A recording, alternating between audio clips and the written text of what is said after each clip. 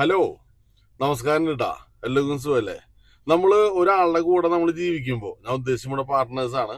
അപ്പം നമ്മുടെ ലൈഫ് നമ്മൾ ഒരാളുടെ ഷെയർ ചെയ്ത് പോണ സമയത്ത് പലപ്പോഴും തോന്നിയിട്ടുണ്ടാവും, ഇവൾക്ക് ഒരെണ്ണം കൊടുത്തിട്ടാണെങ്കിലും കുഴപ്പമില്ല, വല്ല ജയിലിൽ പോയി കിടന്നാൽ കുഴപ്പമില്ല, രണ്ടെണ്ണം പൊട്ടിച്ചിട്ടുണ്ട് പോയേക്കാന്ന് വിചാരിക്കും ചില ഭാര്യമാരുടെ സ്വഭാവം കാണുമ്പോൾ.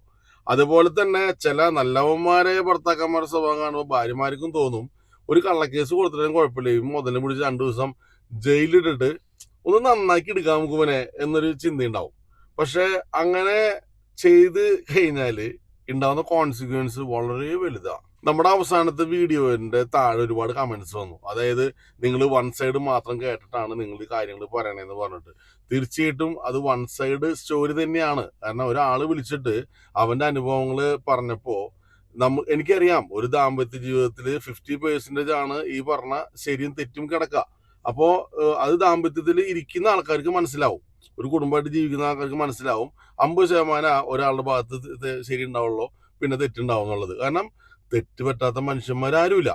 അപ്പോ നമുക്ക് ഒരാളെ വിളിച്ച് നമ്മുടെ അടുത്ത് ഒരാളുടെ കാര്യം പറയുമ്പോൾ പറ്റാവുന്ന രീതിയിൽ ഇൻഫർമേഷൻസ് കളക്ട് ചെയ്തിട്ട് അത് ബാക്കിയുള്ളവർക്ക് എങ്ങനെ ഹെൽപ്ഫുൾ ആവുന്നു എന്നുള്ളതാണ് നമ്മൾ നോക്കണത്. ആക്ച്വലി മറു സൈഡ് കേൾക്കണം എന്ന് എനിക്ക് ആഗ്രഹമുണ്ട്. അപ്പൊ നമ്മൾ വിളിച്ചൊരാള് ഒരു കാര്യം പറയുമ്പോ, എന്നാ എനിക്ക് തന്റെ ഭാര്യയുടെ നമ്പർ താ, ഞാൻ ഒന്ന് വിളിക്കട്ടെ എന്ന് ഞാൻ പറയില്ല. കാരണം എന്താ വെച്ചെങ്കില് അങ്ങനെ പറയാൻ പറ്റില്ല. സ്പെഷ്യലി ഈ രാജ്യത്ത് ഇവിടെ ഇങ്ങനെ ഉണ്ടാകുമ്പോൾ വിക്ടിമാണ്, അങ്ങനെയാണ് കാര്യങ്ങൾ, നമ്മൾ കോണ്ടാക്ട് ചെയ്യാൻ പാടില്ല, അങ്ങനെ ഒരുപാട് ഇഷ്യൂസ് ഉണ്ട്. അപ്പോ അത് അങ്ങോട്ടൊന്നും നമ്മൾ കടക്കണില്ല.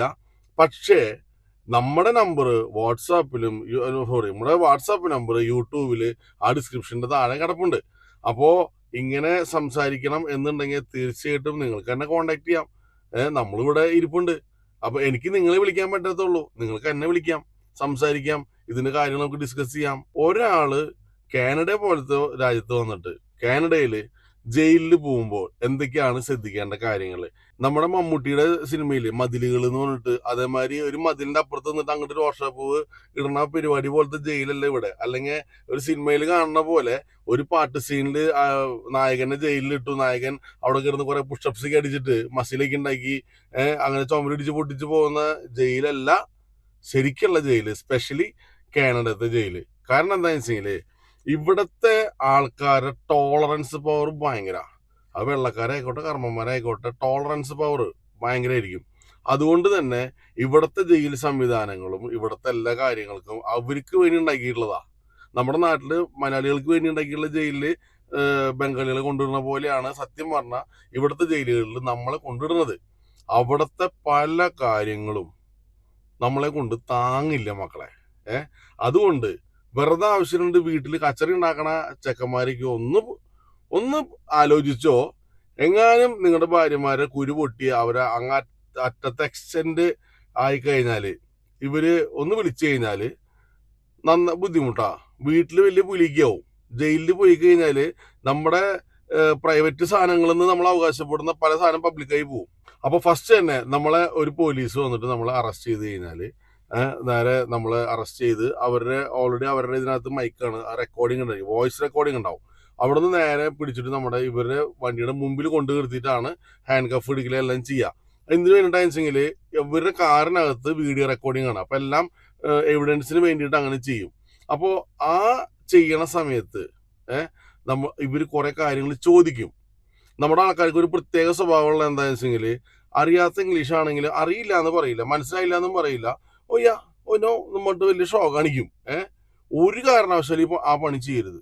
അതായത് അവര് എന്ത് ചാർജ് ചോദിച്ചാലും വ്യക്തമായിട്ട് മനസ്സിലായില്ലെങ്കിൽ എനിക്കിത് മനസ്സിലായിട്ടില്ല എന്ന് തന്നെ പറയണം. കാരണം നിങ്ങൾ പറയുന്ന ഓരോ വാക്കുകളും അവിടെ റെക്കോർഡറാണ്, ഇത് കംപ്ലീറ്റ് ഡോക്യുമെന്റ് ആവും എന്നുള്ളത് ആദ്യമേ ശ്രദ്ധിക്കുക. അപ്പൊ സംഭവം നമ്മൾ പോലീസ് അറസ്റ്റ് ചെയ്യുന്ന സമയത്ത് നമുക്ക് ഇതൊന്നും ഓർമ്മ വരുന്നില്ല, പക്ഷെ എന്നാലും പറയാണ്, അതെപ്പോഴും ആലോചിക്കുക.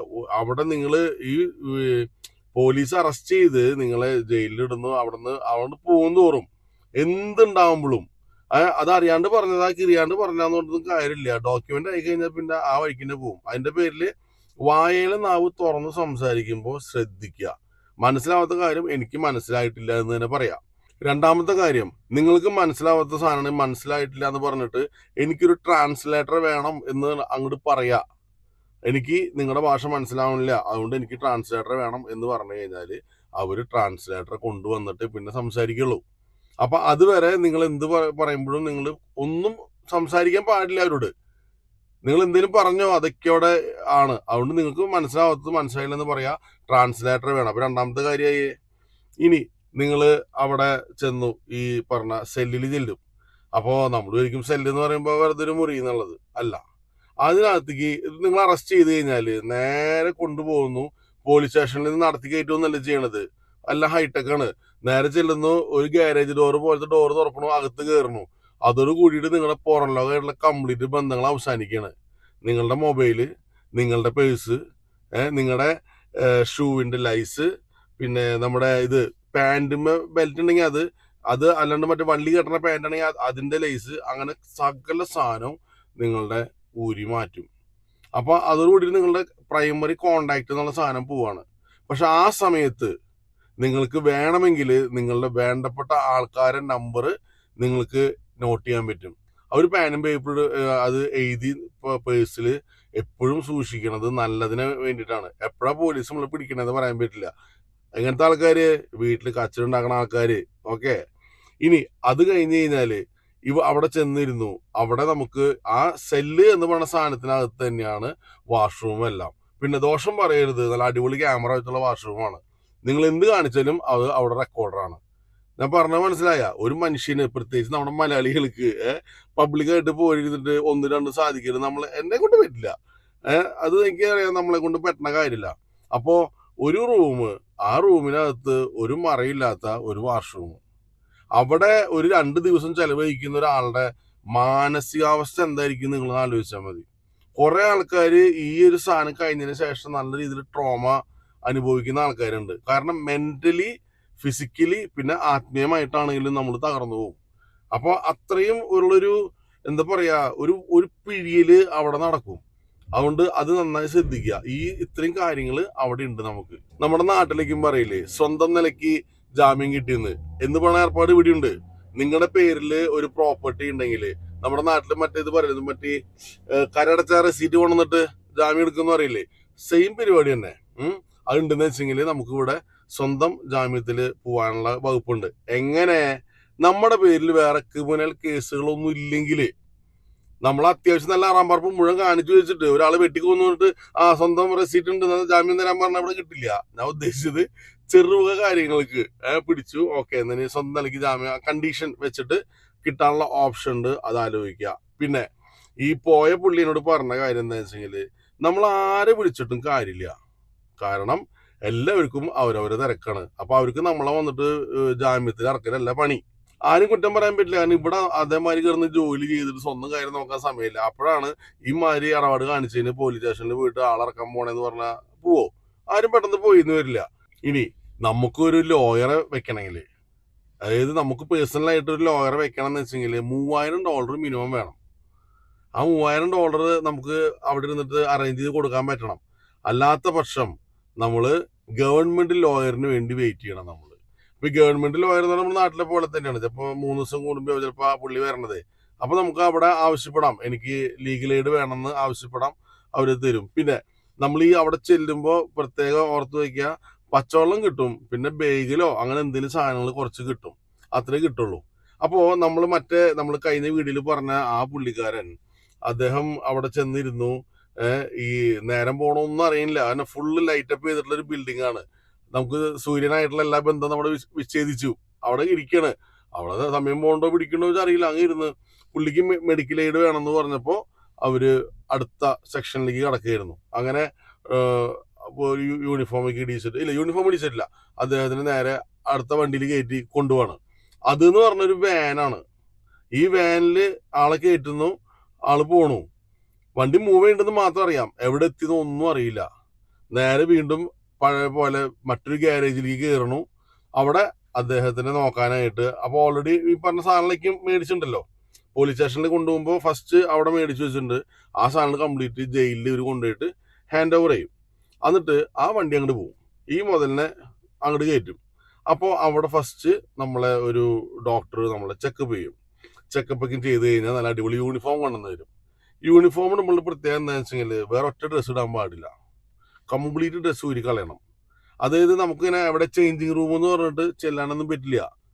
പബ്ലിക്കായിട്ട് എവിടെ സ്ഥലമുള്ള അവിടെ വന്നിട്ട് നമ്മൾ ഡ്രസ്സ് മാറണം, കംപ്ലീറ്റ് തുണി അയച്ചിട്ട് അടുത്ത തുണി ഇടുക. ചിലപ്പോൾ ലേഡീസ് വരെ അവിടെ സ്റ്റാഫ് ഉണ്ടാവും, ആ പോലീസുകാരൊക്കെ ഉണ്ടാവും, അവരെ മുന്നേ വെച്ചിട്ട് നമ്മൾ ചെയ്യേണ്ടി വരും.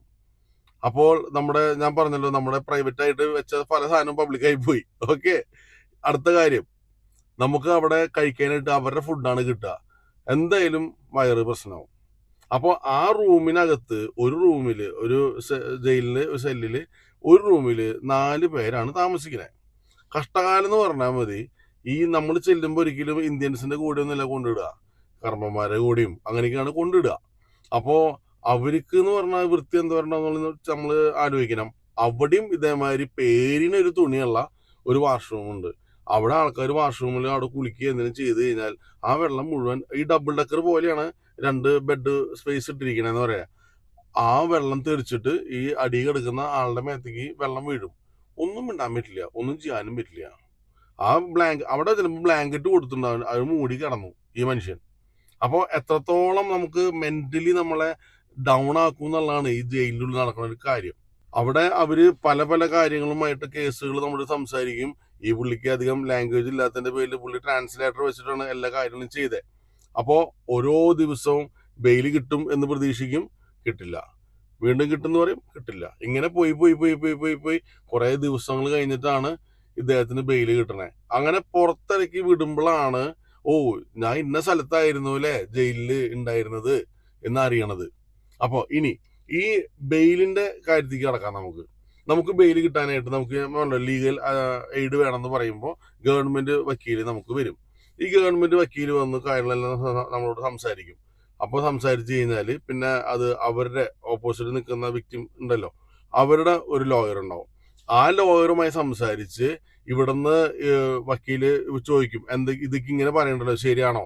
അപ്പൊ നമ്മള് ഇല്ല, ശരിയല്ല, ഓക്കെ. അപ്പൊ അത് അങ്ങോട്ടും ഇങ്ങോട്ടും പറഞ്ഞ് കോടതിയുടെ മുമ്പൊരു മുറിയുണ്ട്, സെറ്റിൽമെന്റ് റൂം.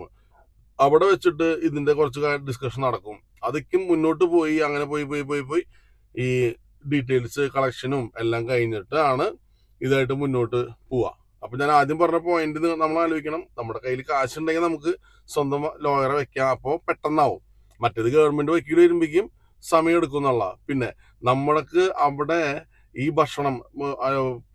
ഭക്ഷണത്തിന് പുറമെ അവിടെ വെൻഡിങ് മെഷീൻസ് ഉണ്ട്, പെപ്സിയും കോളയും കുടിക്കാനുള്ള സാധനങ്ങൾ. അപ്പോൾ അതിന് കാശ് വരണം, അപ്പോൾ നമ്മളുടെ കാശ് വേണം. അപ്പോൾ ഇത്രയേ ഉള്ളൂ, നമ്മുടെ പേഴ്സിൽ ഫുൾ ടൈം കുറച്ച് ലിക്വിഡ് ക്യാഷ് ഉണ്ടാവണം. അല്ലെങ്കിൽ നമ്മൾ ആരെങ്കിലും വിളിച്ചു, ഞാൻ പറഞ്ഞു ഫസ്റ്റ് ആ കോണ്ടാക്ട് വിളിക്കാനായിട്ട് ആദ്യം 2 മിനിറ്റ് കൊണ്ട് ഫ്രീ ഉള്ള ഫോൺ ഉണ്ട് അവർക്ക്. പിന്നെ ഇവര് ഈ കോയിൻ ഇട്ടിട്ടാണ് വിളിക്കാനായിട്ട്. അങ്ങനെ വിളിച്ചു കഴിഞ്ഞാൽ ആരെങ്കിലും വരികയാണെങ്കിൽ അവർക്ക് വിസിറ്റിംഗ് ടൈം കൊടുക്കുമല്ലോ, ആ ടൈമിൽ ഇവർക്ക് നമുക്ക് ക്യാഷ് തരാനുള്ള ഓപ്ഷൻ ഉണ്ട് ഫ്രണ്ട്സിന്. അപ്പൊ അങ്ങനെ കൊണ്ടു കൊടുത്താൽ നമുക്ക് ഇഷ്ടമുള്ള സാധനങ്ങൾ അവിടെ നിന്ന് കുടിച്ചും പിടിച്ചും നമുക്ക് നടക്കാം. തീർന്നിട്ടില്ല, വർഷങ്ങളായിട്ട് കാലങ്ങളായിട്ട് ഇവിടെ കിടക്കണ നല്ല മേട്ടാസ് ഉണ്ട് ഈ ജയിലിന്റെ ഉള്ളില്. അപ്പോ വൈകുന്നേരം ആകുമ്പോൾ രാത്രി ആകുമ്പോ എന്ന് പറഞ്ഞ മാതിരി അവരെ കാമപ്രാന്തായിട്ട് അവരും വരും ആണുങ്ങളെ. അപ്പൊ അതും ഒരു കുഴപ്പമുണ്ട്. അത് നേരത്തെ പറഞ്ഞത്, നമ്മുടെ പ്രൈവറ്റ് ആയിട്ട് നമ്മൾ വിചാരിക്കുന്ന പല സാധനങ്ങളും പബ്ലിക്കായിട്ട് കയ്യിൽ നിന്ന് പോകും. ഇത്രയും കാര്യങ്ങൾ സഹിച്ചിട്ട് അവിടെ കിടക്കണ കുറെ ആൾക്കാരെ ഇയാളവിടെ കണ്ടു. അതുപോലെ തന്നെ ഇതേമാതിരി നമ്മുടെ ഇന്ത്യൻസ് കിടപ്പുണ്ട്, പല ആൾക്കാരും ഉണ്ട്. കുറെ കുട്ടികള് ഈ ഡ്രഗ്സ് കച്ചവടത്തിനെങ്കിൽ മയക്കുമരുന്ന് കച്ചവടത്തിന് പിടിച്ചു പോകണമെന്നുള്ളത്, അങ്ങനത്തെ റാക്കറ്റ്സ് പല പല സാധനങ്ങളും ഉണ്ട്. ഇനി ഒരു കാരണവശാലും ഈ ഭാഗത്തേക്ക് ഞാൻ പോവില്ലേന്നും പറഞ്ഞിട്ട് ഓളിട്ടുകൊണ്ട് അവിടെ നിന്ന് ഇറങ്ങി പോരേണ്ട അവസ്ഥയിലാണ് ഈ മുതല് പുറത്തേക്ക് പോകുന്നത്. അപ്പൊ നമുക്ക് ലാംഗ്വേജ് വലിയൊരു ബാരിയർ. പ്രത്യേകിച്ച് ഇവര് വന്ന് ഒരു ആക്സിഡന്റിൽ ചോദ്യം പിടിക്കലിക്കാകുമ്പോൾ നമ്മളെ വീട്ടിൽ വലിയ സംഭവിക്കാവും. പക്ഷെ നമ്മള് അവിടെ വന്ന് സംസാരിക്കുമ്പോൾ നമ്മൾ എന്താ വെച്ച് കഴിഞ്ഞാൽ ഈ ബലൂണിന്റെ കാറ്റ് വെച്ചിട്ട് മാതിരി ശൂതും പണ്ട് അങ്ങോട്ട് പോവും. പിന്നെ എനിക്ക് കുറച്ച് വെള്ളം തരുമോ ചോദിക്കണ അവസ്ഥയാവും.